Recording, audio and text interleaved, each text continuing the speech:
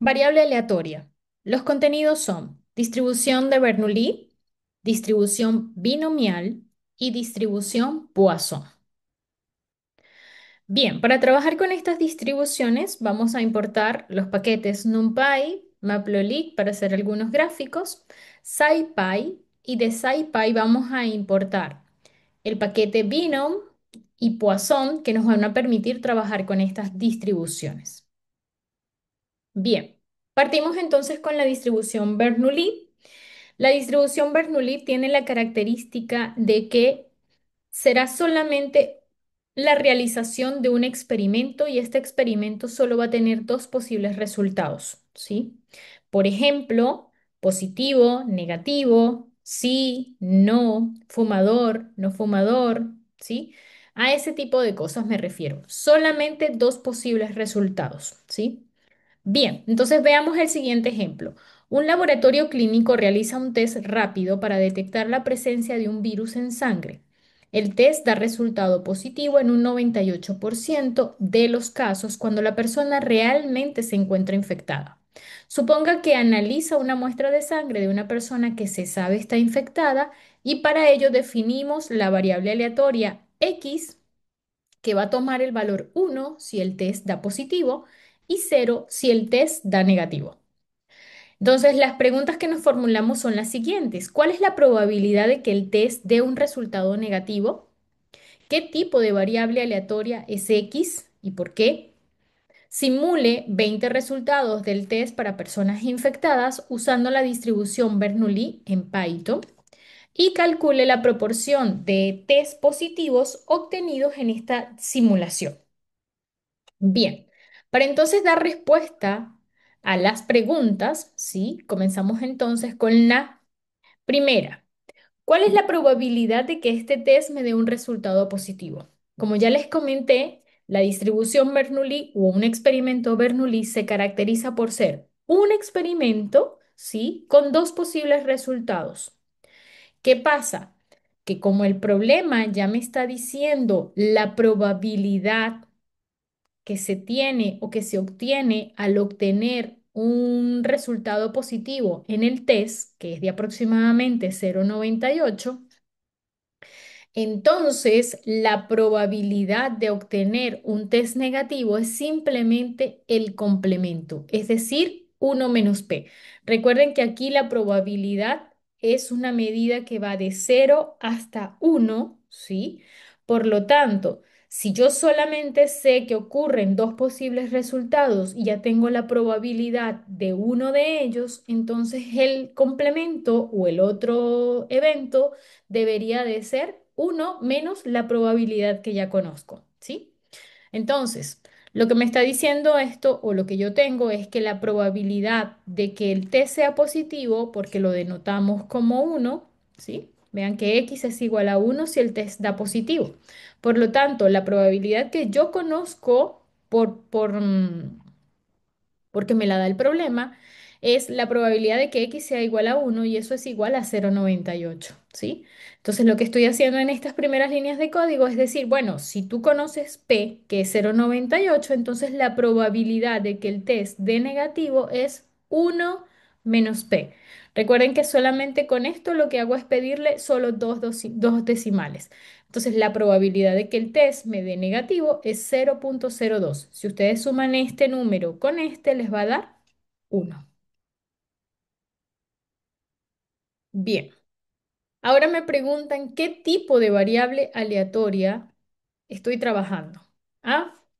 X se reconoce que es una variable aleatoria Bernoulli. ¿Por qué? Porque estoy simplemente realizando un experimento y ese experimento tiene dos posibles resultados, que el test me dé positivo o que el test me dé negativo. Entonces, esta X va a ser una variable aleatoria Bernoulli que puede tomar dos valores. Uno, test positivo con probabilidad 0,98 y 0, test negativo con probabilidad 0,02. ¿Sí?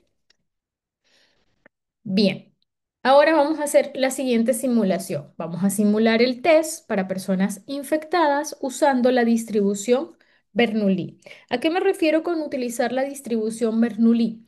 Nosotros vamos a partir del experimento con dos posibles resultados. Un test que me da positivo y otro test que me da negativo, ¿sí? O sea, yo tengo solamente esas dos posibilidades. Entonces, primero me voy a fijar una semilla para que cada vez que yo haga la corrida voy a garantizar que siempre sean exactamente ese mismo arreglo, esos mismos valores con los que siga trabajando. Luego voy a crearme un arreglo de 20 elementos, n igual a 20, y en resultados, ¿sí? Yo voy a crear ese arreglo. Entonces, ¿qué le estoy diciendo? Que cree un arreglo llamado resultados, donde escoja números aleatorios, ¿sí? Cuyo valor o probabilidad de éxito o la probabilidad que a mí me interesa sea uno, ¿sí? Recuerden que me interesa que las personas tengan test positivo y eso nosotros lo denotamos con uno. P, que vendría siendo la probabilidad, que en este caso es 0,98 que me la entrega el problema, y N, que es el número de, de repeticiones que yo voy a hacer. Entonces, entiéndase algo. Cuando yo ya hago repeticiones de un experimento Bernoulli, ya yo salto a una distribución binomial, ¿sí? Y esa es la distinción que tiene la Bernoulli de la binomial. La Bernoulli solo es un experimento con dos posibles resultados, mientras que la binomial es experimento con dos posibles resultados, pero n repeticiones del experimento, ¿sí? Entonces, Bernoulli, un experimento con dos posibles resultados. Binomial, n experimentos con dos posibles resultados, pero en cada experimento, ¿sí? Entonces, ¿qué es lo que estoy haciendo? Es como si yo agarrara y lanzara una moneda. Lanzo una moneda una vez, una sola vez, ¿y cuáles son los posibles resultados? Cara, sello. Eso se modela mediante una Bernoulli. Lanzo una moneda 5 veces. Entonces lanzo la moneda. Los posibles resultados son cara, sello, cae la moneda, anoto el resultado. Vuelvo a lanzar la moneda, veo lo que cae, anoto el resultado y así sucesivamente hasta 5 veces. Eso ya se modela mediante una binomial, ¿sí? Bien, entonces si revisamos, em, si revisamos este arreglo está formado por uno que representa el test positivo, 0 que representa el test negativo y el arreglo está conformado por estos 20 elementos. Entonces observen que como está armado o está construido de forma aleatoria, bueno, en las primeras posiciones saco uno, me encuentro con un cero, sigo con unos, me encontré con otro cero, ¿sí? Esto es de forma aleatoria.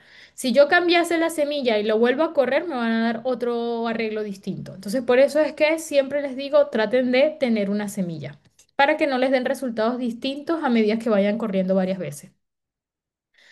Bien, voy entonces a graficar. Cuando grafico, simplemente lo que estoy observando es cuántas veces observo mi uno, o sea, estoy viendo números de test simulados, ¿sí? O de mis datos simulados versus la proporción acumulada o lo que se va acumulando en el número de test positivos que yo voy sacando, ¿sí? Entonces vean que tenemos como una cierta racha de puros test positivos y eso es más o menos lo que se ve. Luego tenemos como esta racha de que salió un valor negativo, luego vuelven a salir valores positivos, luego vuelve a salir uno negativo y así sucesivamente. Entonces eso es lo que me está graficando, ¿sí? Y esta que vendría siendo mi probabilidad teórica que la tengo a partir del problema. Bien, ¿qué pasaría? Bueno, aquí estoy mostrándoles el otro gráfico donde veo como la proporción. ¿Cuántos unos me están saliendo? ¿Cuántos ceros me están saliendo? Es decir, ¿cuántos test me están dando positivos? ¿Cuántos test me están dando negativos? Y aquí vemos la proporción. La proporción es de 0,90 para test positivos, ¿sí? Entonces, independientemente, por ejemplo, repitiendo el experimento 20 veces, la proporción de test positivos sigue siendo más alta. Ahora bien, ¿qué pasaría si yo, por ejemplo, agarro y aumento esa simulación y ya no la quiero para 20 experimentos, sino lo quiero para 2000 experimentos? Ah, si yo hago esto para 2000 experimentos, observen que estoy creando el mismo arreglo, resultados, y lo estoy utilizando con la distribución binomial. ¿Por qué? Porque yo ya estoy repitiendo experimentos. Ya cuando yo empiezo a repetir experimentos, ya caigo en la distribución binomial. ¿Qué es lo que queda aquí de la distribución Bernoulli? Lo que queda de la distribución Bernoulli aquí es ese experimento Bernoulli. Por eso le llamamos experimento Bernoulli, porque el experimento Bernoulli te dice que estás realizando un experimento con dos posibles resultados. Eso. Entonces, la binomial arrastra eso, se queda como con eso de la Bernoulli, pero al hacer n repeticiones, ya eso es lo que hace ser que ella sea una binomial, ¿sí? Bien. Cuando hago esa corrida, ¿sí? Para 2000 resultados, entonces observen cómo el gráfico cambia rotundamente y estas proporciones, ¿sí? Ya se van aproximando mucho más a ese valor teórico que nosotros nos había dado el problema, ¿sí? Entonces tiene sentido que a medida que aumentemos el número de repeticiones en el experimento, se va a ir acercando a esta probabilidad teórica tal y como lo habíamos visto en el video de probabilidad. Bien, entonces si esto está pasando, debería entonces de aumentar el número de proporción para test positivos y bajar el número de proporción para test negativos.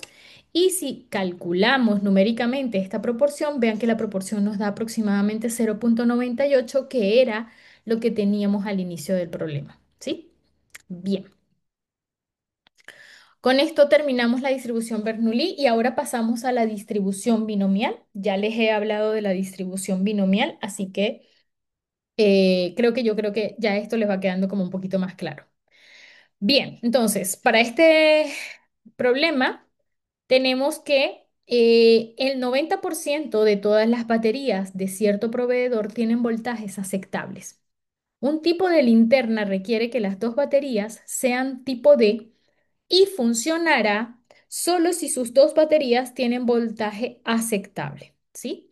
Entonces, ¿qué es lo que está midiendo esto? Esto lo que me está diciendo es, bueno, tus baterías van a tener voltaje aceptable si alcanzan un 90%, ¿sí? De batería. Y vas a tener una linterna que usa dos baterías y que va a funcionar, o sea, esa linterna va a funcionar únicamente si esas dos baterías tienen un nivel de voltaje o un nivel de batería aceptable, ¿sí? Entonces, ¿qué es lo que estoy diciendo? Que si esa linterna usa dos baterías y esas baterías tienen que tener aproximadamente un nivel de voltaje de 0,9. Entonces yo estoy hablando de aproximadamente 0,81. ¿Por qué? Porque estoy trabajando con dos baterías en una linterna, así que voy a multiplicar los voltajes, ¿sí? Bien. Y entre 10 linternas seleccionadas al azar, ¿cuál es la probabilidad de que por lo menos 9 funcionen?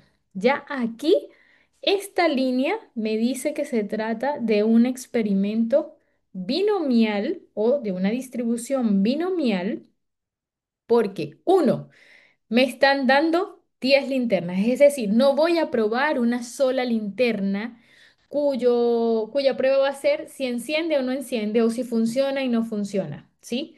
Sino, voy a agarrar de todo ese lote de linternas, voy a agarrar 10. Entonces, ¿qué voy a hacer con esas 10 linternas? Voy a agarrar la linterna, le voy a poner las dos pilas y la voy a probar. Ya eso lo estoy haciendo con una. Inmediatamente que lo haga con una segunda, ya esto pasa a ser una distribución binomial. ¿Por qué? Porque tengo que repetir el proceso, en este caso, 10 veces porque lo tengo que probar para 10 linternas, ¿sí? Bien, entonces acá en la respuesta yo igual le hago como que todas esas aclaratorias que acabamos de comentar. Para que una linterna funcione, las dos baterías deben de tener un voltaje aceptable. Entonces, la probabilidad de una batería es 0,9. O sea, la probabilidad de un voltaje aceptable para una batería es 0,9. Así que la probabilidad de que las dos baterías sean aceptables es 0,9 por 0,9 y eso me da aproximadamente 0,81, ¿sí?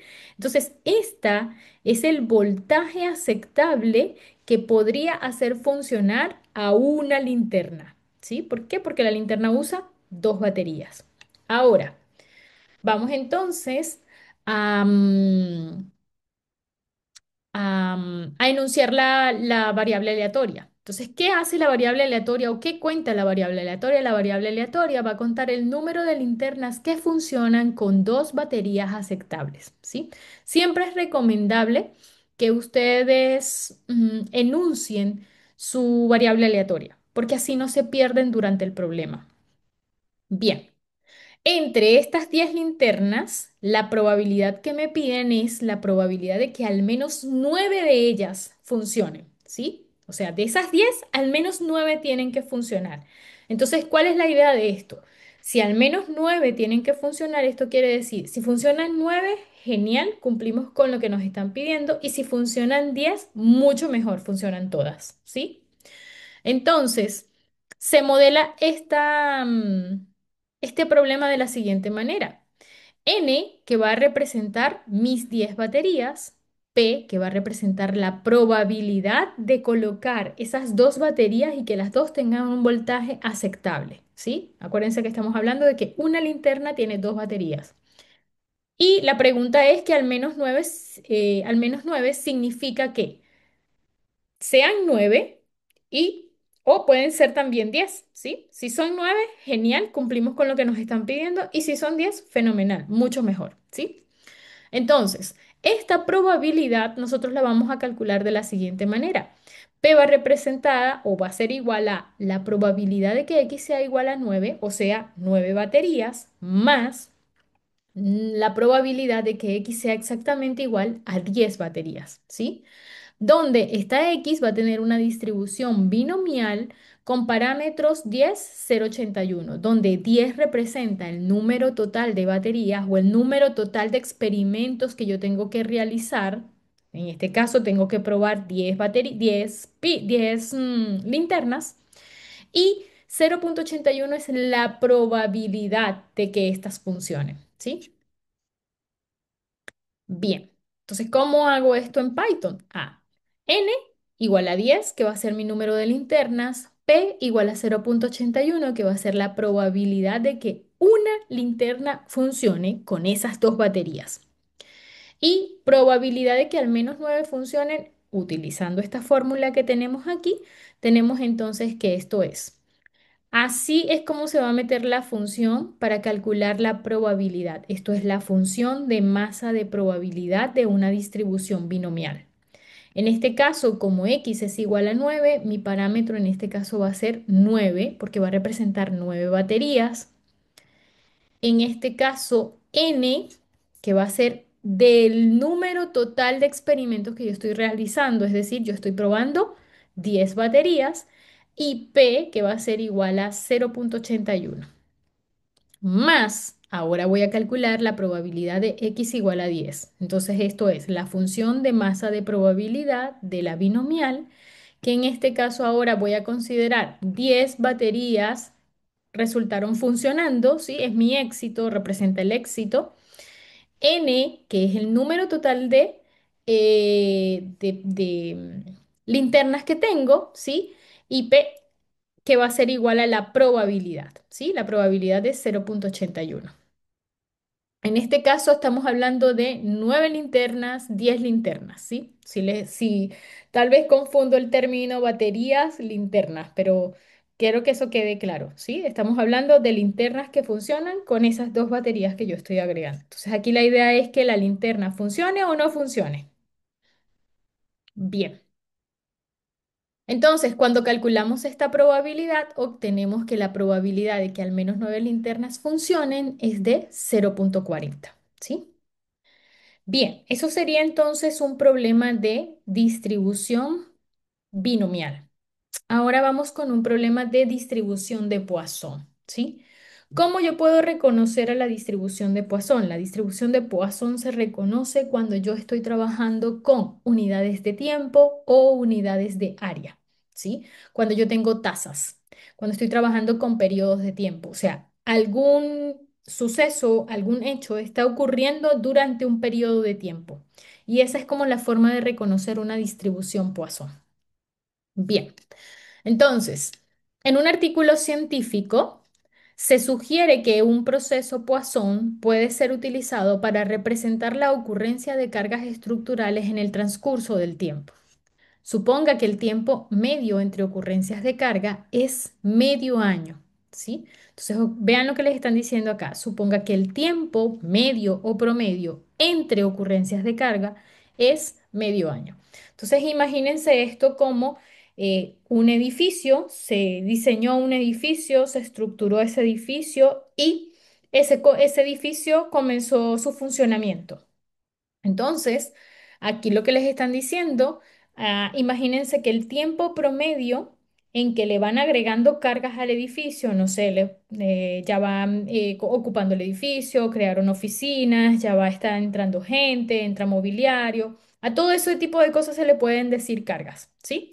Entonces, lo que les están diciendo es que suponga que el tiempo promedio entre ocurrencias de cargas es de medio año, o sea, como que cada medio año se le van agregando cargas a esta estructura. Entonces, las preguntas son, ¿cuántas cargas se esperan que ocurran durante un periodo de 2 años? ¿Sí? ¿Cuál es la probabilidad de que ocurran más de 5 cargas durante un periodo de 2 años? ¿Y qué tan largo debe ser un periodo de modo que la probabilidad de que no ocurran cargas durante ese periodo sea cuando mucho 0,1? Entonces vamos a ir pregunta por pregunta. ¿Cuántas cargas se espera que ocurran durante un periodo de 2 años? Entonces, lo primero que tenemos que recordar es qué forma tiene la función de masa de probabilidad de una distribución Poisson. Entonces, si X tiene una distribución Poisson, entonces f de X, recuerden que se modela de esta forma o se escribe, se expresa de esta forma, ¿sí? Y la esperanza y la varianza de esta función de masa de probabilidad viene dada por la tasa lambda, ¿sí? O sea, son iguales. Bien.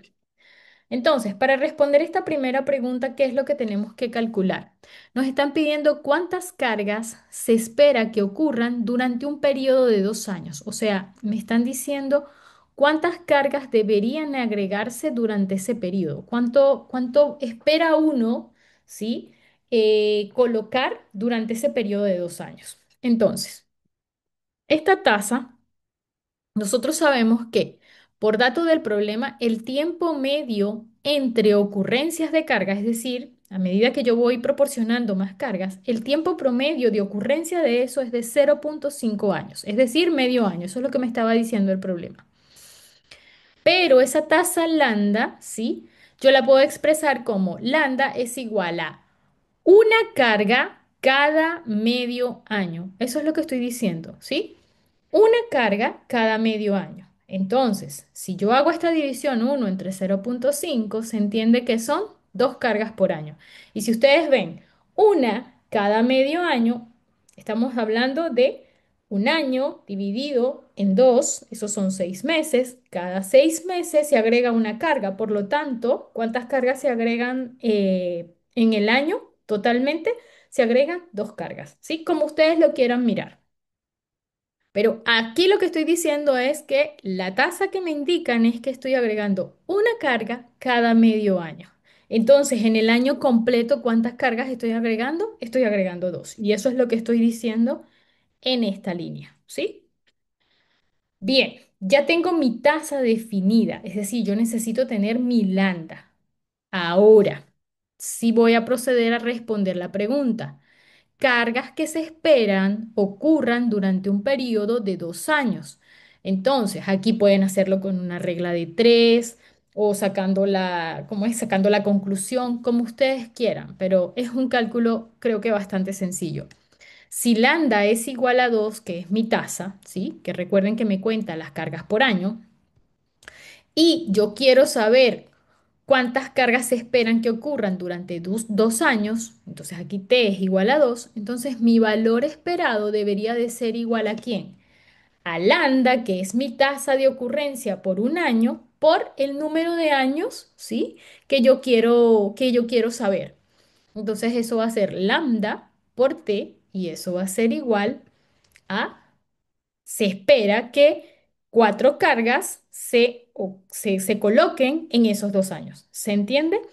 Entonces estamos diciendo estas dos cargas por año, por la tasa que obtuvimos, multiplicadas por el periodo de tiempo, que serían 2. 2 por 2, 4. Se esperan cuatro cargas en 2 años. Y tiene sentido si ustedes como que desglosan la pregunta.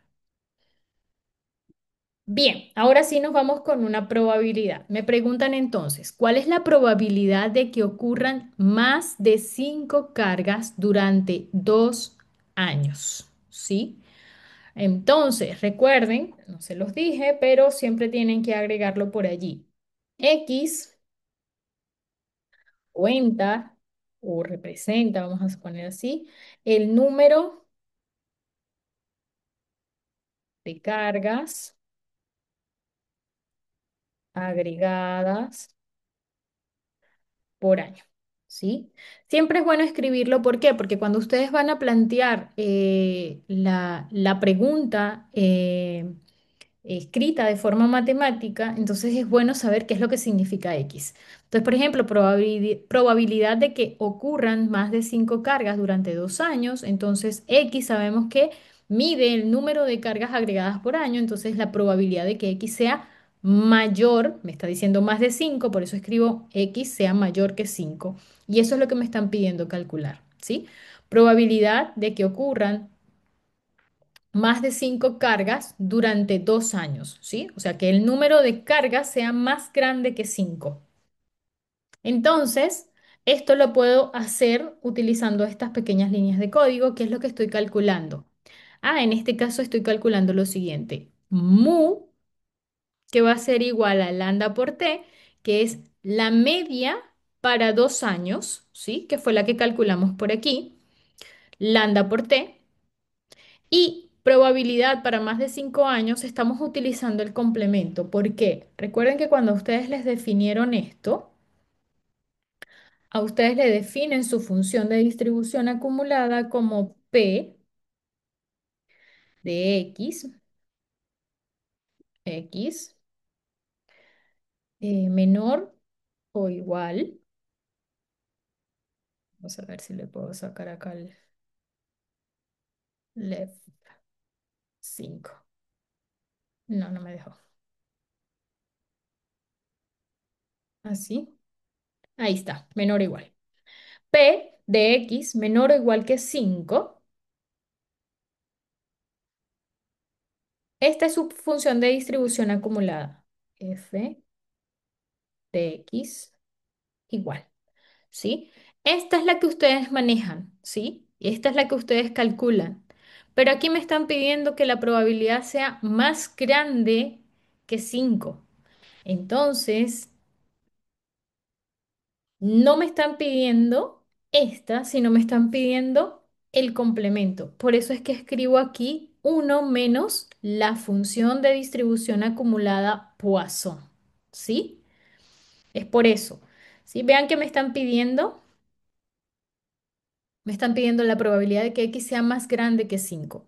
Pero a ustedes su definición se las dan así. La función de distribución acumulada es la probabilidad de que X sea más pequeño o igual que 5. ¿Sí? Por lo tanto, ustedes calculan es esta, pero entonces otra forma de hacerlo para poder hallar este tipo de probabilidades es utilizar el complemento, ¿sí? Entonces, si yo quiero calcular la probabilidad de que esto sea más grande que 5, yo puedo escribir entonces 1 menos esta probabilidad que tengo aquí, ¿sí? Entonces, esta probabilidad que tengo aquí arriba la puedo expresar como 1 menos la probabilidad